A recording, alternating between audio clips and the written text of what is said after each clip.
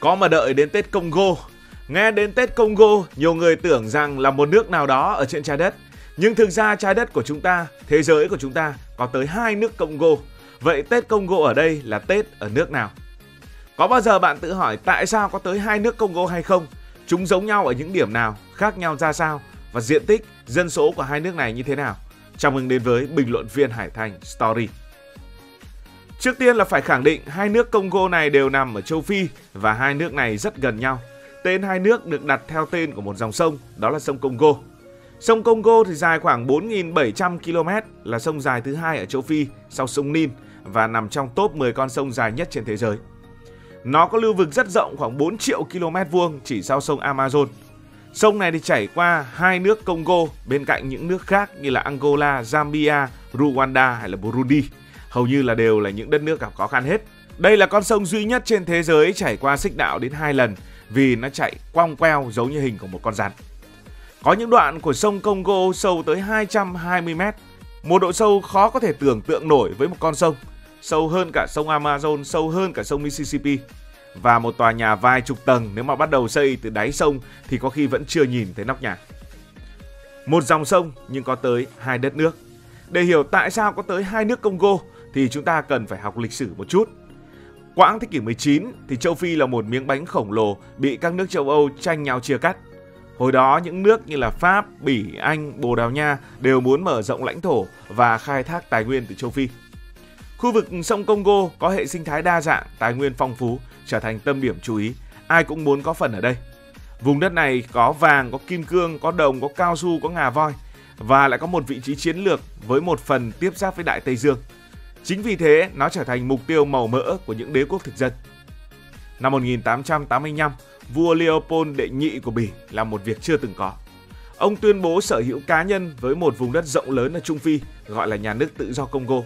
Một nước vua sở hữu cả một đất nước.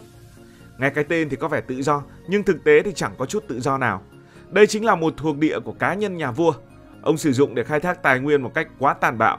Người dân bị ép làm việc trong những đồn đền cao su và mỏ khai thác. Nhiều người chết vì khổ sai, bệnh tật, đàn áp. Những câu chuyện về sự tàn nhẫn của thời kỳ này đến bây giờ vẫn khiến người ta phải rùng mình. Năm 1908, do áp lực từ cộng đồng quốc tế, thì vua Leopold của Bỉ đã phải chuyển giao khu vực này cho chính phủ Bỉ và nó trở thành nhà nước Congo thuộc Bỉ. Đến năm 1960, nước này giành được độc lập và có tên là Cộng hòa Dân chủ Congo. Và người ta thường gọi nước này là Congo Kinshasa bởi vì thủ đô của nước này là Kinshasa. Trong khi đó, ngay bên kia sông Congo, người Pháp cũng không chịu thua. Họ đã kiểm soát một vùng đất nhỏ hơn gọi là Congo thuộc Pháp. Khu vực này qua nhiều lần sáp nhập và thay đổi thì được đặt trung tâm hành chính tại Brazzaville, lấy theo tên của một nhà thám hiểm người Pháp. Và nước này cũng giành độc lập vào năm 1960, lấy tên là Cộng hòa Congo để tránh nhầm lẫn, được gọi là Congo Brazzaville theo tên thủ đô. Vậy là lý do có hai nước Congo bắt đầu từ sự phân chia thuộc địa giữa Bỉ và Pháp. Cả hai nước đều muốn có cái tên Congo ở trong tên của mình vì nó gắn liền với con sông Congo huyền thoại, biểu tượng của văn hóa và lịch sử của cả khu vực. Kết quả, chúng ta có Cộng hòa Dân chủ Congo và Cộng hòa Congo, bỏ chữ dân chủ đi. Hai quốc gia như anh em sinh đôi nhưng lại có số phận rất khác nhau. Trước khi nói về cái khác của hai nước thì hãy nói về cái giống. Mặc dù là hai quốc gia riêng biệt, Cộng hòa Dân chủ Congo và Cộng hòa Congo có rất nhiều điểm chung. Đầu tiên là vị trí địa lý thì cả hai nước này đều nằm ở trung tâm châu Phi và ngay sát nhau, được phân cách bởi dòng sông Congo hùng vĩ. Điều thú vị hơn nữa là thủ đô của hai nước, Kinshasa và Brazzaville, nằm đối diện nhau qua con sông, chỉ cách nhau vài km. Đây là một trong những cặp thủ đô gần nhất trên thế giới. Bạn đứng ở bên này, nhâm nhi cốc nước, nhìn sang bên kia sông, thấy ánh đèn lấp lánh. Cảnh tượng này thực sự độc đáo như một bức tranh hiếm có của thế giới. Về văn hóa, cả hai nước Congo đều là nơi giao thoa của hàng trăm nhóm dân tộc, cũng giống như phần lớn các quốc gia châu Phi. Họ có hơn 200 dân tộc khác nhau sinh sống. Điều này tạo ra một bức tranh văn hóa vô cùng phong phú. Ngôn ngữ khác nhau, trang phục khác nhau, lễ hội truyền thống cũng rất đa dạng. Người dân ở đây tuy khác như vậy nhưng vẫn nổi tiếng với sự hiếu khách, nụ cười luôn nở trên môi và một tình yêu mãnh liệt với âm nhạc và nhảy múa. Nói đến âm nhạc không thể không nhắc đến Rumba, thể loại âm nhạc sôi động, đầy cảm xúc được sinh ra từ vùng đất Congo. Rumba không chỉ là một dòng nhạc mà còn là linh hồn của cả hai nước và được UNESCO công nhận là di sản của nhân loại. Một điểm chung nữa mà rất dễ quan sát, nhất là nhìn từ trên cao, là hai nước đều sở hữu những khu rừng nhiệt đới rộng lớn thuộc lưu vực sông Congo, khu rừng lớn thứ hai thế giới sau Amazon. Những khu rừng này là nhà của hàng ngàn loài động vật, thực vật, từ khỉ đồi núi, tinh tinh lùn, voi rừng đến những loài chim và cây cối độc đáo. Và cuối cùng, rất đáng buồn, cả hai nước có một điểm chung là đều chịu ảnh hưởng sâu sắc từ thời kỳ thuộc địa. Chính những điểm chung này đã kết nối hai nước Congo như hai mảnh ghép của một bức tranh lớn về văn hóa và thiên nhiên tại khu vực châu Phi. Bây giờ, hãy đến với phần thú vị nhất, sự khác biệt giữa hai nước Congo. Dù mang tên thì giống nhau và nằm cạnh nhau, nhưng hai nước này thì vẫn có những điểm riêng biệt, từ diện tích, dân số, kinh tế cho đến chính trị và văn hóa.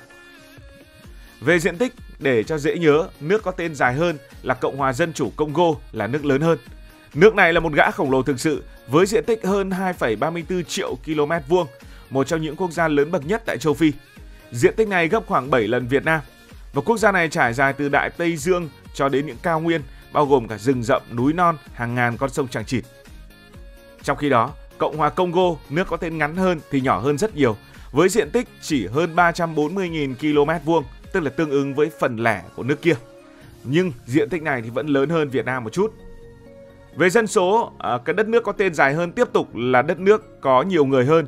Cộng hòa Dân chủ Congo là một trong những nước đông dân nhất châu Phi với khoảng hơn 100 triệu dân.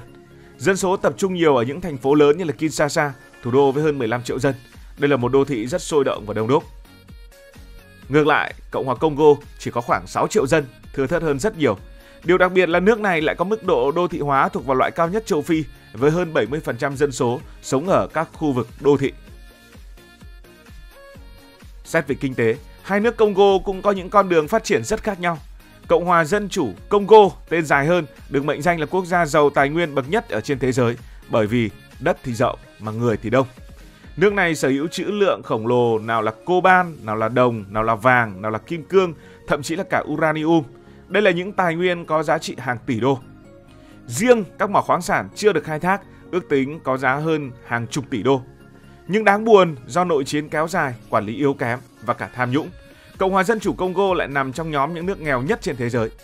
GDP bình quân đầu người chỉ khoảng vài trăm đô, hạ tầng giao thông thì vô cùng tệ hại, đi từ chỗ này sang chỗ khác, vùng này sang vùng khác, ngay cạnh nhau, có khi có thể mất đến cả tuần bởi vì đường xá thì cực kỳ xấu và địa hình của rừng rậm đầy hiểm trở. Trong khi đó, Cộng hòa Congo có kinh tế ổn định hơn, chủ yếu nhờ vào dầu mỏ, chiếm hơn 85% thu nhập xuất khẩu. Nhờ dầu mỏ thì thu nhập bình quân người dân Cộng hòa Congo cao hơn nhiều. Tuy nhiên, kinh tế nước này cũng gặp rủi ro khi mà giá dầu thế giới biến động và nạn phá rừng đang đe dọa hệ sinh thái quý giá của họ. Bây giờ hãy đến với một câu nói ở Việt Nam mà có lẽ không có câu này thì không ai biết Congo ở chỗ nào. Mà nghe câu này xong có khi nhiều người cũng vẫn không biết Congo ở chỗ nào. Đó là câu nói chờ đến Tết Congo. Cái câu này từ lâu đã trở thành một cách nói vui của người Việt để chỉ những cái việc rất khó xảy ra hoặc thậm chí là không bao giờ xảy ra được, nhưng mà không phải ai cũng biết nguồn gốc thực sự của nó. Người Việt hay nói Tết Congo thì là Tết của nước nào? Có lẽ là đang nhắc đến Cộng hòa Dân chủ Congo, quốc gia rộng lớn, giàu tài nguyên, dân đông nhưng lại nghèo đói, lạc hậu, thường xuyên chìm trong xung đột. Kể từ khi giành được độc lập từ Bỉ vào năm 1960, Cộng hòa Dân chủ Congo đã trải qua hơn 2 thập kỷ nội chiến và đảo chính. Hơn 5 triệu người đã chết vì chiến tranh và hậu quả của nó. Cơ sở hạ tầng tàn tạ, thiếu điện, thiếu nước, đường xá thì xuống cấp trầm trọng. Thế nên, Tết có thể là thứ xa xỉ ở nhiều vùng xa xôi, từ đó góp phần tạo ra hình ảnh của Tết Congo là một điều rất khó xảy ra. Vì vậy, trong trí tưởng tượng của nhiều người tại nhiều nơi, Cộng hòa Dân chủ Congo dường như chẳng bao giờ có Tết hoặc phải chờ đến vài chục năm mới được ăn Tết một lần, khiến hình ảnh của Tết Congo trở thành biểu tượng của sự chờ đợi trong vô vọng. Và câu nói chờ đến Tết Congo xuất hiện ở Việt Nam từ những năm cuối thế kỷ 20, có thể lan truyền mạnh vào giai đoạn sau năm 1975, khi người Việt bắt đầu tiếp xúc nhiều hơn với những nước châu Phi qua truyền thông, phim ảnh và sách báo. Tuy nhiên, thực tế là người dân ở Cộng hòa Dân chủ Congo họ cũng ăn Tết dương lịch như mọi quốc gia khác. Ngày 1 tháng 1 hàng năm cũng là ngày nghỉ lễ chính thức, gia đình thường tụ tập ăn uống, ca hát và chào đón năm mới. Dù vậy, do điều kiện kinh tế khó khăn, nhiều nơi không có điều kiện tổ chức tiệc tùng lớn. Thậm chí có những năm có chiến sự thì người dân còn chẳng dám ra đường để mà đón Tết. Một số bài báo tiếng Việt từng lan truyền rằng người Cộng hòa Dân chủ Congo phải mất 50 năm mới ăn một cái Tết. Với tiệc tùng kéo dài như vậy là kéo dài đến 3 tháng. Nhưng đây là thông tin chưa được kiểm chứng và có phần phóng đại. Cảm ơn vì đã quan tâm theo dõi câu chuyện này. Nếu cảm thấy thú vị, bạn có thể nhấn nút đăng ký kênh, bật chuông thông báo và chia sẻ. Còn bây giờ thì xin được nói lời chào, tạm biệt. Cảm ơn các bạn đã dành sự đồng hành cùng Hải Thanh Story. Đi qua những vùng đất,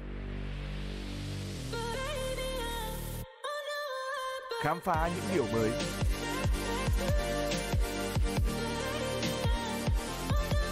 Đừng ngần ngại, hãy để lại những góp ý và xin được hẹn gặp lại.